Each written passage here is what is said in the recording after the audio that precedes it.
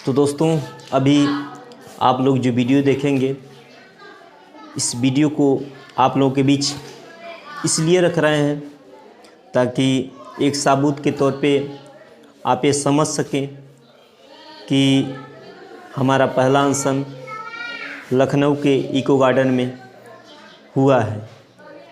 यह वीडियो इसीलिए दिखा रहे हैं जो कि हंगामा टाइम न्यूज़ चैनल के माध्यम से, रिपोर्ट के माध्यम से यह सबूत के तौर पे आप देख सकते हैं।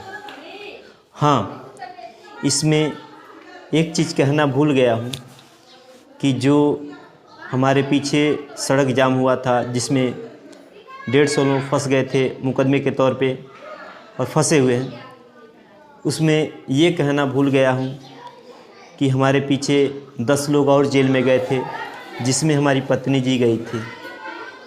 तो उसके लिए क्षमा चाहते हैं। उसमें ये बात नहीं बता पाए क्योंकि हम कोई नेता वगैरह नहीं थे, इतना बोलने का अनुभव नहीं था।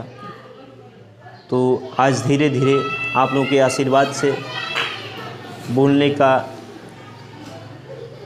जो कुछ भी करने का अनुभव सीख रहा हूँ, तो वो सब कुछ आपकी वजह से ही सीख रहा हूँ। धीरे धीरे जो भी परेशानियाँ झेल रहा हूँ, जो भी लड़ाई लड़ रहा हूँ, उससे हमको एक सीख मिलती जा रही है। और बाकी आप लोगों के बीच बता दिए कि यह लड़ाई क्यों लड़ रहे हैं, क्योंकि सोचिए, यह जो अनशन का वीडियो आप देखे हैं, यह हमारा पहला अनशन 23 नवंबर 2019 का है।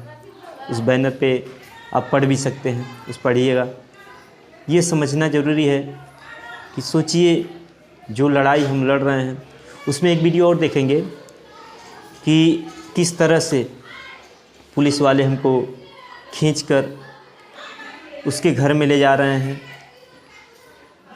जो इस सारे घटना की जड़ है, उसका नाम है संतोष पांडे। उसी के घर में हमको ले जाने का प्रयास कर रहे हैं। यह जड़ ये है कि हम जेल में नहीं गए थे, उससे पहले का है कि यही पुलिस वाले कुछ गुमतियाँ थी जिसको उठा के हटाना चाहते थे। जो घर दिख रहा है, उसी घर के सामने वो सारा ज़मीन जो दिख रहा है वह बंजर ज़मीन है। तो यही जड़ है कि उस समय हम जब सड़क जाम किए तो उस समय एक दीवार चल गई। उसका भी आगे आप वीडियो देखेंगे कि वह दीवार किस तरह से चली है, और वह दीवार भी टूट गई है इस समय, क्योंकि ये अभी भी झूठ का राज है। बस ये है कि जो लड़ाई लड़ रहे हैं वो आपके लिए ही लड़ रहे हैं और आपके भरोसे ही लड़ रहे हैं। और हमें पूरी उम्मीद है कि आप लोग हमारा साथ देंगे और एक दिन हमको सफलता मिलेगी, और हमारी सफलता में आपकी भी सफलता है। तो ये उस वीडियो जो देखे हैं, पुलिस वाले हमको पकड़ के उसके घर में डालने का प्रयास कर रहे थे, क्योंकि सड़क पे ही जब सो रहे थे तो ये सब कर रहे थे। अंत तक वो थक जाते हैं। यह जुलाई 2019 की बात है जो वह वीडियो दिख रहा है। और ठीक उसी के 1 महीने बाद 14 अगस्त को हमको वही पुलिस वाले पकड़ के ले गए थाने पर, जो भी हमारे साथ हुआ। लेकिन वह जड़ बता रहे हैं। तो उस समय वह दीवार चल गई थी, जो ये सब पुलिस वाले पकड़ के खींच के हमको बंद करने का प्रयास कर रहे हैं उसके घर में।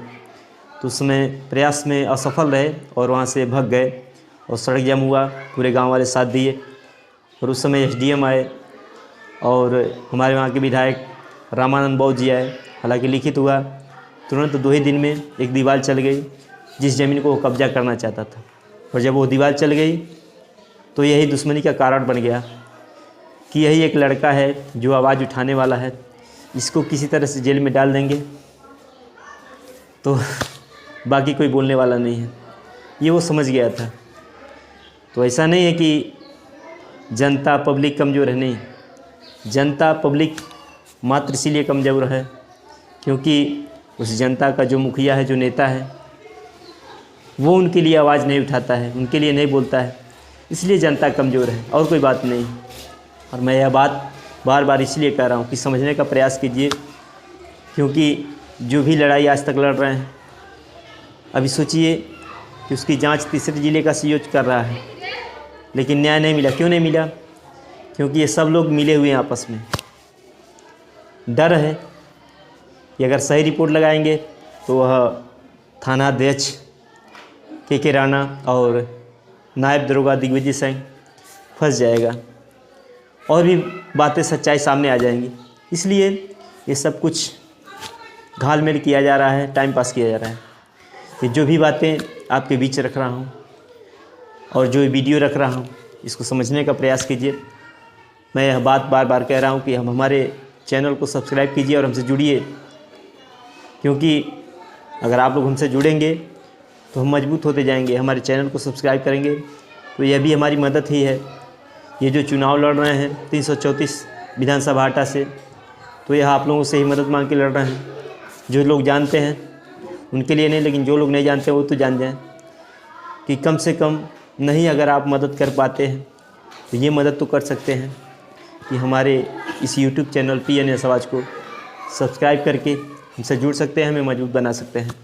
क्योंकि अगर आप हमसे जुड़ेंगे तो हम मजबूत होते जाएंगे। हो सकता है आने वाले समय में इस YouTube चैनल के माध्यम से हमको कुछ आर्थिक सहायता भी मिले। तो ये समझिए, कम से कम ये सोच के हमसे जुड़िए कि यह आपकी ही आवाज़ है। कभी भी कोई भी अधिकारी गलत है, कोई भी पुलिस वाला गलत कर रहा है तो आप हमें आजमा सकते हैं। मैं आपकी आवाज़ उठाऊंगा, क्योंकि यह आवाज़ आपकी ही आवाज़ है। उत्तर प्रदेश की पुलिस को शर्मसार करने वाला एक मामला सामने आ रहा है उत्तर प्रदेश के जिले कुशीनगर के थाना ऐरोली का, जहां पर एक पीड़ित को बुरी तरीके से पुलिस द्वारा पीटा जाता है और उसके ऊपर गांजे का मुकदमा लगा करके उसको जेल भेज दिया जाता है। क्षेत्रीय गांव निवासी में 150 लोगों के ऊपर भी इस बात को लेकर के पुलिस ने मुकदमा दर्ज किया है। इसका विरोध दर्ज करते हुए जिस प्रकार से उसने प्रार्थना पत्र में लिखा हुआ था कि अगर इस तारीख तक के मुझे न्याय नहीं मिलेगा तो वह करेगा अमरण अनशन। राजधानी के दंगना इको गार्डन में बैठ करके अपने परिवार के साथ में न्याय की लगा रहा है उत्तर प्रदेश के मुख्यमंत्री से गुहार। देखिए हमारे संवाददाता विक्रम की एक विशेष रिपोर्ट। कुशीनगर के अतरौली बाजार पुलिस की करतूत, पीड़ित को मार रही है।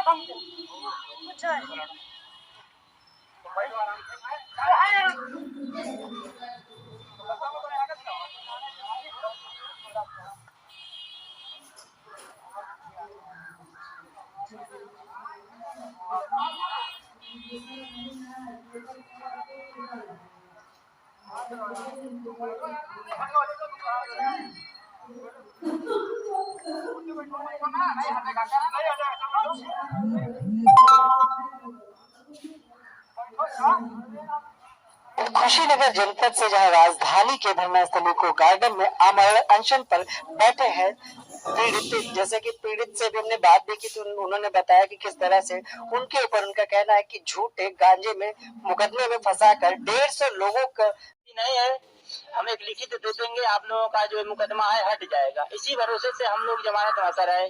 तो उस दिन 14 अगस्त को परेड करने आए तो वह दरोगा हमसे पूछने लगा कि आपकी जमानत हो गई है, तो हमने कहा नहीं जमानत नहीं हुई, ऐसे ऐसे एसडीएम साहब बोले हैं। तो गए नहीं कोई बात नहीं, चलो साथ में। तो हम प्रेम से उनके साथ चले गए, क्योंकि हमको यह मालूम था कि कोई बहुत बड़ा गलती नहीं किया है, जाएंगे तभी 2-4 दिन रहेंगे चले आएंगे। तो उस समय हमको लेके चले गए सब, और 14 अगस्त की शाम को ही उस रात को हमको इतना मारे सब कि हम उस समय उठ बैठ नहीं सकते थे।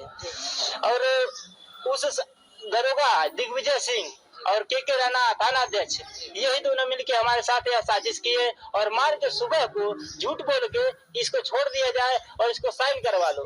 तो जहाँ जहाँ कहे हमने साइन कर दिया, क्योंकि हम 14 अगस्त को अपना झंडा का सामान बेचने के लिए लाए थे और यहाँ तक कि उस समय हम झंडा का ही टी शर्ट भी पहने हुए थे। उसी समय हमको रात को मार के और सुबह को झूठे साइन करवा के और कहा कि इसका काम हो गया और हम समझ नहीं पाए।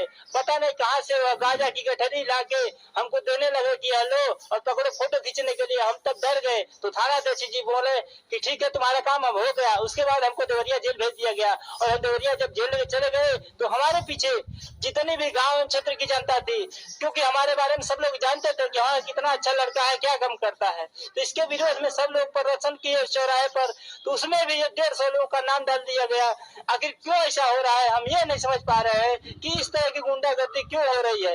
मामले पे आप क्या चाहते हैं? जी हम बस इस मामले में चाहते हैं कि एक न्यायिक जांच हो, एक वह जांच हो कि उस जांच पे सब लोगों को विश्वास हो। कोई ये कहने वाला नहीं रहे कि न्याय गलत है या न्यायिक जांच गलत है। बस यह चाहते हैं कोई न्यायिक जांच। एसएसपी ने किसी तरह की कोई कार्रवाई नहीं की? कोई कार्रवाई नहीं की। एसपी और एसएसपी यहाँ तक कि डीएम साहब के भी सब विज्ञापन पहुंच चुका है, जानकारी भी है। अब क्यों हमको न्याय जांच नहीं मिल रही है ये हमको नहीं पता है। इसी कारण से हम आज आमरण अनशन पे बैठे हुए हैं, क्योंकि मेरे पास कोई चारा बचा नहीं है। क्योंकि दिन भर हम मानसिक टेंशन में रहते हैं कि किस तरह से हम अपना काम करें, किस तरह से अपना गुजारा करेंगे। तो इस टेंशन को लेके ये ठीक समझ रहे हैं कि हम आमरण अनशन करें, भले मर जाएं, ऊपर वाला अगर हमको बुला लेगा तो भी ठीक है, या फिर हमको ऊपर वाला न्याय दिला देगा तो भी ठीक है। तो जैसे कि पति और पत्नी बैठे हैं, उनसे भी जानेंगे। क्या नाम है आपका? हमारा नाम चंद्रकला है। इस तरह की अब समस्या आ रही है घर परिवार में? समस्या तो बहुत है, यही है, कमाने वाले हैं। हमारे साथ हमारे 2 बच्चे हैं, पढ़ते हैं। अभी एक बच्चा हमारा दोनों बच्चे छोटे हैं। अभी आप लोग जो वीडियो देखे हैं उसमें एक चीज़ और गौर कीजिएगा कि जब हमको पुलिस वाले पकड़ के उसके घर में ले जाने का प्रयास कर रहे हैं तो मैं उसमें बोल रहा हूँ कि हम मोदी योगी की सरकार है, मैं यह साबित कर दूँगा, ये सब कुछ बोल रहा हूँ।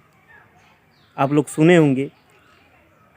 आज हम अखिलेश जी से जुड़े हैं या समाजवादी पार्टी से जुड़े हैं तो ये समझना ज़रूरी है कि हम भी उन्हीं योगी जी और मोदी जी के भक्त थे। लेकिन एक नशा था, वह नशा उस दिन समाप्त हुआ जब हम योगी जी के पास गए और अपनी बात को रखे।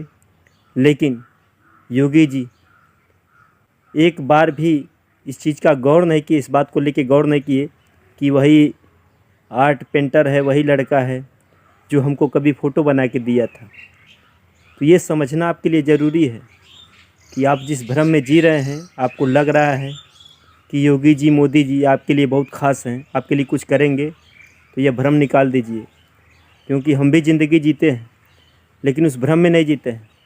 अगर हम जिसको मानते हैं तो उनको आजमाते भी हैं लास्ट तक, ताकि अपनी ज़िंदगी में किसी भी प्रकार का मन में टेंशन ना बने रहे कि हमने यह काम नहीं किया, उनको आजमाया नहीं। इसलिए तो ये समझना भी आपके लिए ज़रूरी है।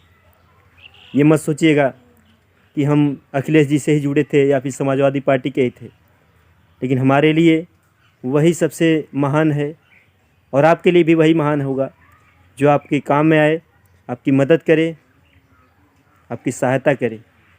ये समझने का प्रयास कीजिए, क्योंकि हम भी उन्हीं योगी जी मोदी जी के भक्त थे। इस वीडियो में आप लोग सुने भी होंगे, क्योंकि उस समय हमारे अंदर एक नशा था योगी जी और मोदी जी का।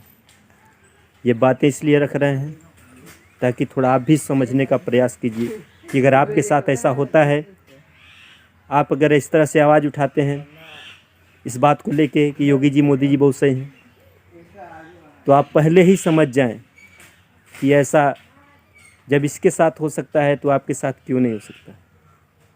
ये समझने के लिए यह वीडियो, बस इसी के साथ जय हिंद दोस्तों।